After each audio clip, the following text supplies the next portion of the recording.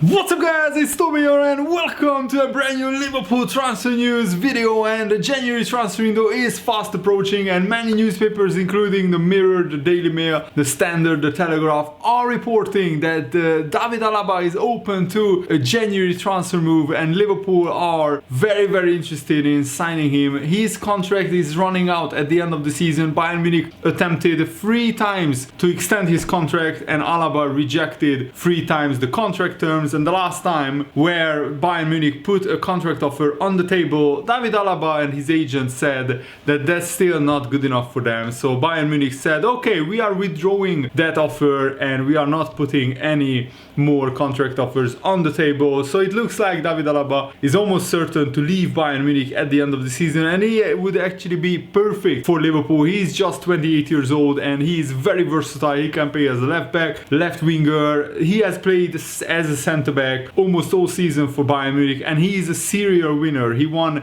like 10 Bundesliga titles in 11 seasons at Bayern Munich. So let me know, what do you think? Do you think David Alaba would be a brilliant signing for Liverpool?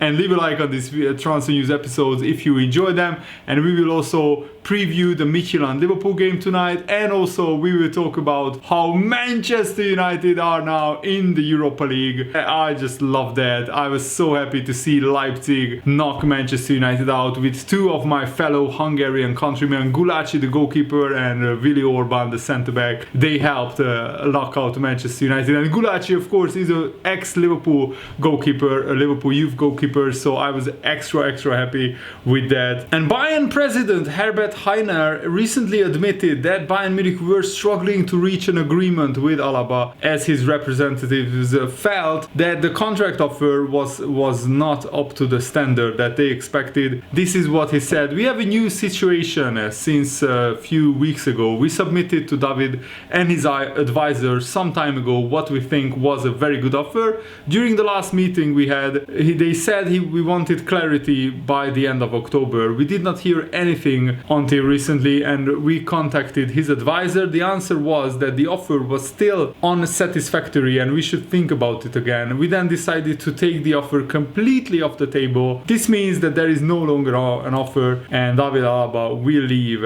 at the end of the season, or maybe even in the January transfer window." And of course Jurgen Klopp knows him very well, because when Jurgen Klopp became Dortmund manager and he managed 7 years in the Bundesliga, David Alaba played for Bayern Munich quite a few of those years. And also Noel Whelan thinks that Alaba would be the perfect candidate to fill the void left by the injury of Joe Gomez and Virgil van Dijk, and Alaba could play at the very top of European football still for the next 4 or 5 years, and he wouldn't cost as much as somebody like Upamecano, because Alaba's contract is running out in the summer. So if Bayern Munich don't sell him right now, they will lose him for absolutely nothing. And Whelan said this: "One good thing about Alaba is that Jurgen Klopp knows him very well from his time in Germany. He will know a lot about the players that play in Germany. They need somebody right now that's going to fill a void. It might not be a permanent signing, it might be a loan signing actually, which would work for David Alaba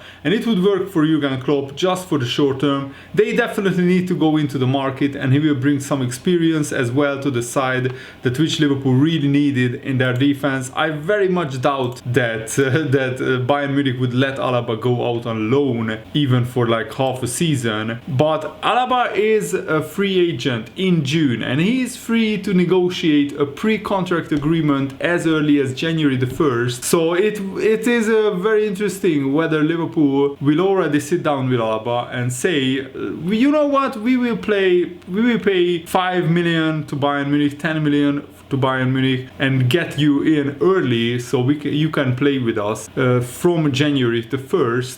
How much is that worth for Liverpool? That remains to be seen, but I think with Joe Gomez and Van Dijk we will know more by the time we get to January the 1st. That's still more than 3 weeks away. And if Van Dijk and Gomez are back in March, or even if just Van Dijk is back in March, is it really worth it to sign Alaba in the January transfer window? That's the big question, and I'm not sure, because if we can get Alaba for no transfer fee and just pay his wages from the summer, and as I said, if either Van Dijk or Gomez comes back in March, maybe we can get by, because right now Liverpool look fine defensively. We have Fabinho, we have Matip, we have Reece Williams, we have Nathaniel Phillips, and all of them have done really well since Van Dijk and Gomez got injured. But that's the thing, if Matip gets another long-term injury, or if Fabinho gets another injury, then we will be really thin, and Liverpool will play a lot of games between now and January the 1st, so I think we will know a lot more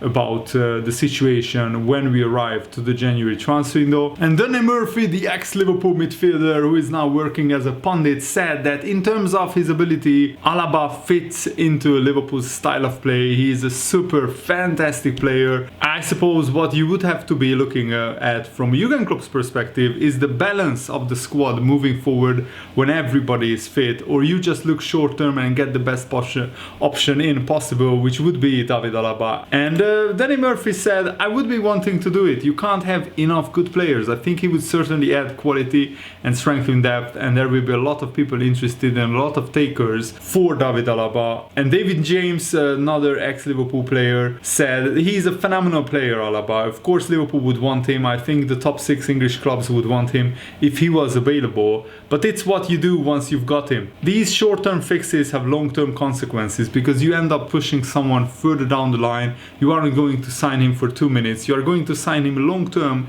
and it's whether it fits into the Liverpool plan. One thing Liverpool have been good at is at recruitment since Jurgen Klopp took over, so if they weren't thinking about him before his want to move on, then he wouldn't be one of their targets, even if he became available. I think Jurgen Klopp knows that Liverpool would be absolutely stronger with David Alaba, and that's the thing. Alaba would be like a younger James Milner in that he can play across the midfield and across the defense in almost any position. Maybe not at right back, but even at right back, with David Alaba's experience and game intelligence, the match experience that he has, he would be welcome in almost any position. He can play center midfield, left midfield, he can play left back, left wing back, center back. What more do you want from David Alaba? He could even play left winger, and sometimes he even played as a shadow striker, I think, for Austria. He's a jack of all trades, a versatile player, a jolly joker. You could drop him into almost any position in midfield and defense if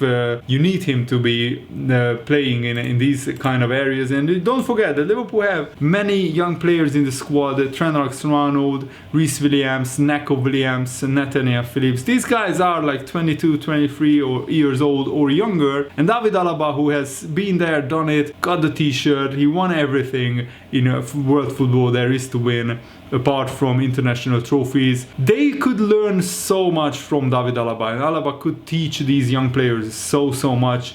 And don't get me wrong, we already have a lot of experienced players, but you cannot have enough good players, as David James said. Jason McAteer, though, is of a different opinion. He's also a former Liverpool player, and I think his opinion is interesting. When Virgil van Dijk got injured, everyone started to panic, saying that Liverpool need to bring in a top quality centre half. Jurgen remained calm, and he knew that if they brought in a world-class defender, the like of Alaba, you are going to have to pay a lot of money, certainly in this inflated market. When everyone is fit, you have got 4 top centre halves: Alaba, Joe Gomez, Van Dijk and Joao Matip, and then Fabinho as cover. When Jurgen Klopp picks his team, he could only pick 2 from those 5 players. 1 goes on the bench, that's free. He's got 2 that he has to leave out. No, that's not true. Fabinho will play in midfield. So basically, Liverpool need 4 centre-backs. We had 4 centre-backs last season. We sold Dejan Lovren. So David Alaba would be just a Lovren replacement. We wouldn't have an inflated, too big of a squad. And this season showed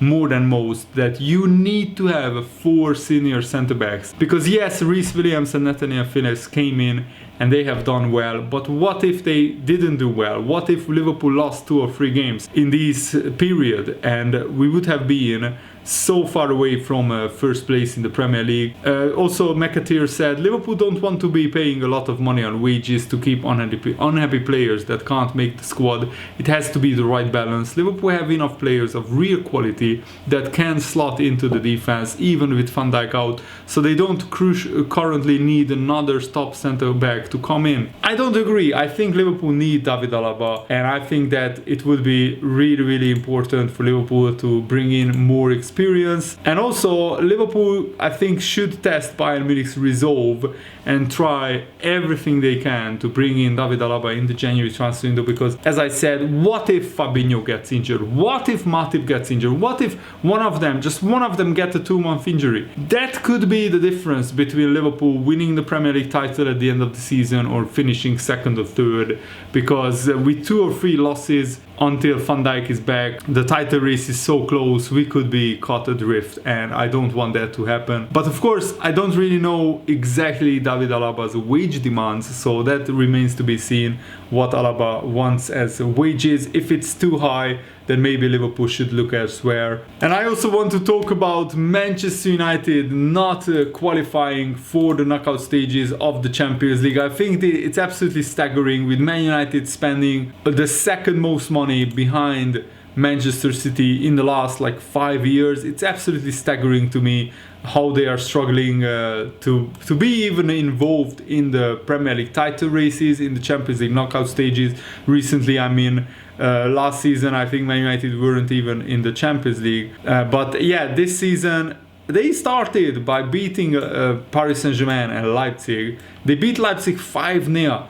And after that, nobody really thought that Man United could not qualify. But then they went to Turkey and lost quite embarrassingly, where they failed to mark Dembaba. There was like a 70-yard gap between Man United's goal and Man United's last line of defender, and Dembaba just raced through and slotted it home. And after that, yes, they beat Başakşehir, but then they lost to Paris Saint-Germain at home, and they lost to Leipzig away. And I'm so delighted with that, because this actually exposes Ole Gunnar Solskjaer for what he is really.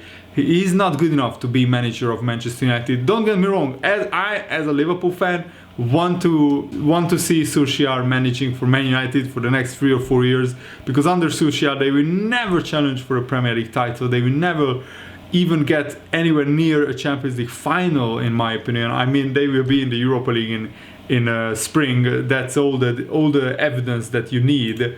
But I think that many people are maybe clouded by the recent resurgence of Manchester United, where they are basically a counter-attacking and second half team. If the Premier League games would be finished at half-time, Man United would be in the relegation zone with just 8 points. That's how bad Man United have been in the first half. And whose fault is that? The manager's fault. And then, of course, when you have no pressure in the second half, you just can play free-flowing attacking football, because the pressure is you have to attack, otherwise you will lose the game, because you are already 1-0, 2-0, 2-1 down at half-time. Basically, it frees you up to attack in the second half, and Man United sometimes turns the game around because of this, and also because basically Bruno Fernandes is their talisman. And also they get bailed out by referees so many times. I haven't seen another team who get penalties awarded to them so freely and so easily than Manchester United. Every time they need a goal, it looks like just conveniently a penalty arrives. And surprise, surprise, when they were 3-0 down against Leipzig, they got a penalty to get back into the game. And then Leipzig scored an own goal, and then Gulacsi, my fellow Hungarian goalkeeper, made a big save at the end to actually send Leipzig through. And I mean, this Champions League campaign will be fascinating. Liverpool, Bayern Munich, and Man City, Chelsea, Borussia Dortmund, Juventus are already group winners. And the fact that teams like Barcelona and Paris Saint-Germain or Leipzig could finish in second place, which means that basically Atletico Madrid also in second place, which means that there we could be Atletico Madrid, Barcelona or PSG playing three of the really big sides, which would be already mouth-watering prospects. I don't want Liverpool to play Atletico Madrid again. I would love to play Barcelona as a Liverpool fan. That's always a special fixture, and especially after we knocked them out 4-0 at Anfield, and now Barcelona are even weaker than that. So I think that Liverpool would knock Barcelona out again if we played them. But yeah, let me know what do you think. Who do you want as a Liverpool fan? If you are a Liverpool fan, who do you want in the Champions League knockout stages? What do you think about Ole Gunnar Solskjaer? I mean, if I was the Man United board, I would have sacked Solskjaer 1 year ago, and I would have already appointed Mauricio Pochettino, because Pochettino could build something really special with Manchester United. The fact that even Jose Mourinho couldn't succeed at Man United tells you that something is very wrong at the top of Manchester United in terms of their management, their recruitment. I mean, the fact that they spent £80 million on Harry Maguire, who is a joke of a defender sometimes. The fact that he's English and Leicester didn't want to sell him, yes, it inflated his price, but even then, he's never worth 80 million. Are you seriously telling me that Maguire is a better defender than Van Dijk according to the transfer market? That's absolutely staggering. And Man United, I keep telling you guys that they don't have a good enough defense. They almost always concede at least one goal, sometimes maybe two, even against Leipzig.